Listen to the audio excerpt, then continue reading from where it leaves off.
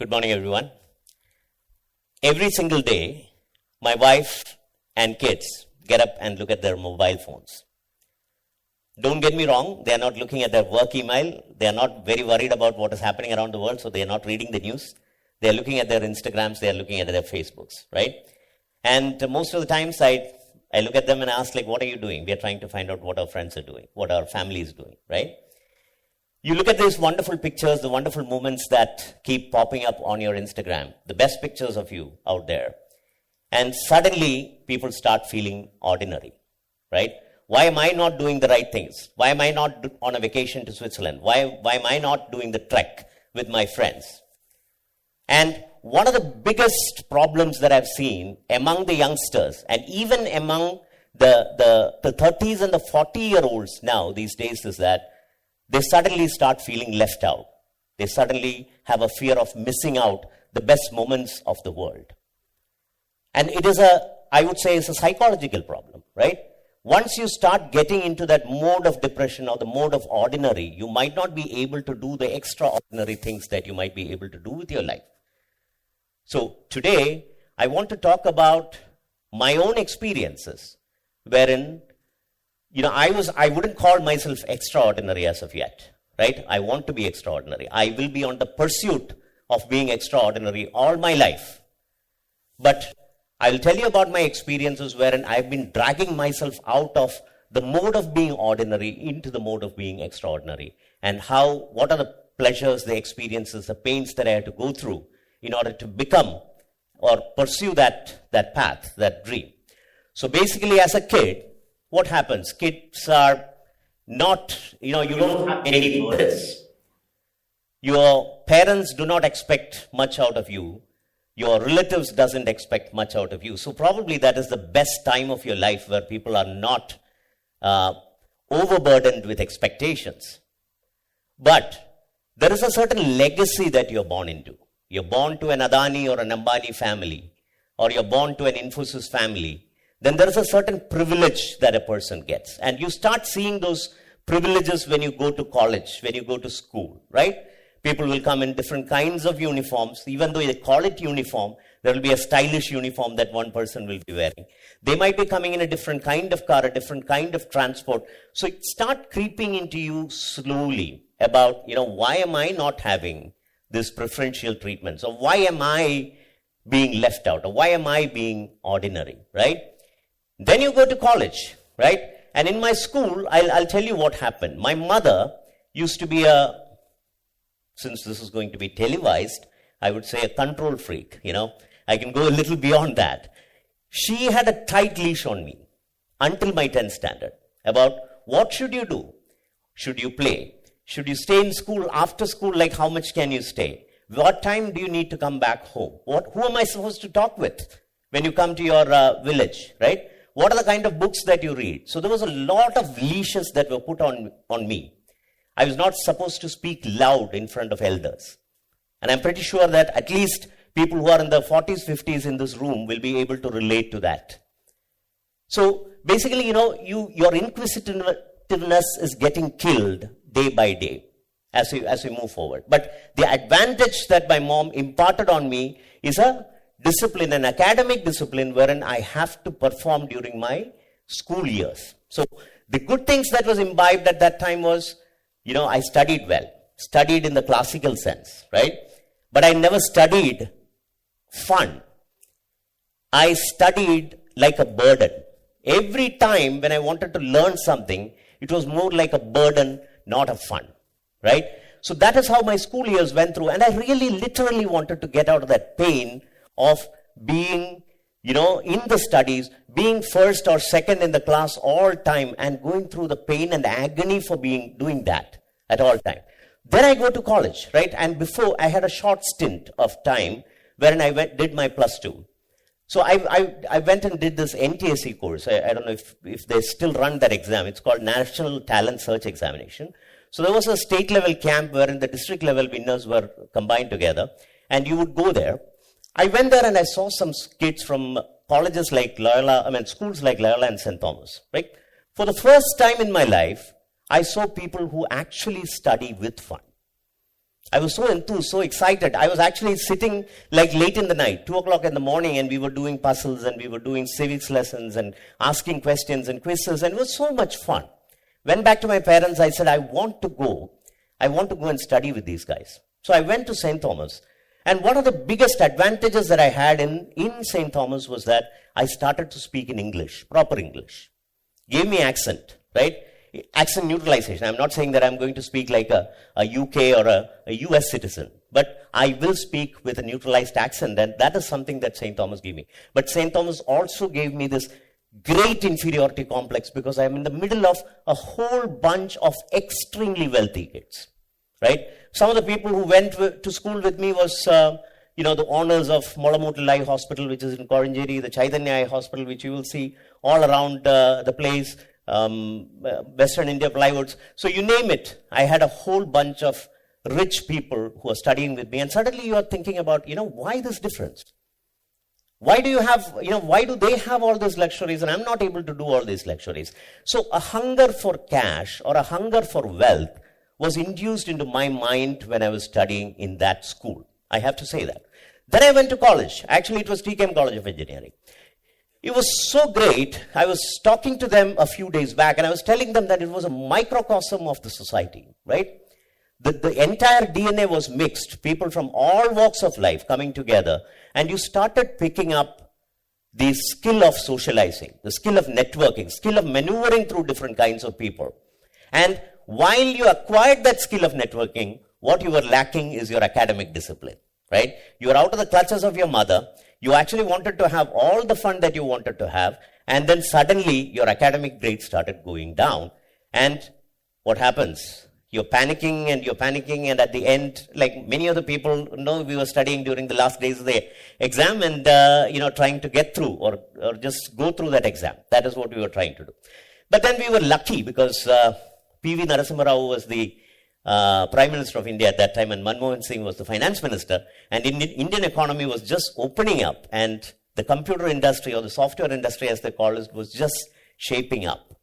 It was so easy to get a job. I would say an element of luck that came into me at that time, right? It was so easy and you went in and started working with Viproji Medical Systems wherein a whole damn good IITians and NITians and all those good people started coming in. Suddenly you're in this agony of performance, right? You work late hours. You are looking at, because of your lack of academic discipline, you're trying to actually perform and catch up with these people because you want to do good. All this while, your intention is to do good. You want to be extraordinary. You don't want to be treated as ordinary, right? So you work very, very, very hard. And like every other middle class person who wanted to go up in their life, I also started, looking at overseas opportunities, right? So it was so easy. All you had to do is to walk on the streets of MG Road in Bangalore. Somebody will give you a job and send you to US. It was so easy. Luck became an element. Went to US, all the materialistic pleasures that you actually craved for. You have the good roads, you have the good cars, you have the good apartments, you have the money that you crave for, you had everything. By the time I was 30, I actually was done with that. Suddenly felt a void about what am I doing with my life, every day. Like I said, there is nothing extraordinary about it. You come, every day she will play tennis or table tennis. You will go to the office, you will have a Toyota Corolla or a Toyota Camry. You drive that, and that used to be your life. That's it. So suddenly, you feel as if you're being ordinary. And that craving for extraordinary still keeps bugging you. And that's when I realized that I should come back to India and actually set up something, right? I wanted to be in the city that I had significant emotional connect with because my mother is from Trivandrum. I didn't want to go to Bangalore. I didn't want to go to Pune. I just came back to Trivandrum. I set up my first shop. And guys, believe me, it was one of the most painful experiences in my entire life, right? Entrepreneurship is never, ever an easy task. It will take you through the cycles, the mental agony cycles that you have never, ever gone through. But what I want to tell you today is that what I have learned in that process is if you were to put a mathematical function and if you say limit, time tends to infinity, and you're able to put enough hard work into your life, then success is guaranteed. That is what I want to say. People will say that you have risk, right? The risk can be mitigated by hard work. But it is really the time that will be a problem. How much time can you last? How much mental strength do you have to pursue your passion? You know, when I say that I will change the world, or I'll make an impact, or I'll take these legal courses to the common man, it is really that pursuit, that dream. Pursuit of that dream is what matters. And it's not easy, right? Everybody will tell you that what you're doing is wrong. The society is going to come and drag you down, right? They will come and say that, oh, there is something wrong with this is not how it should be done.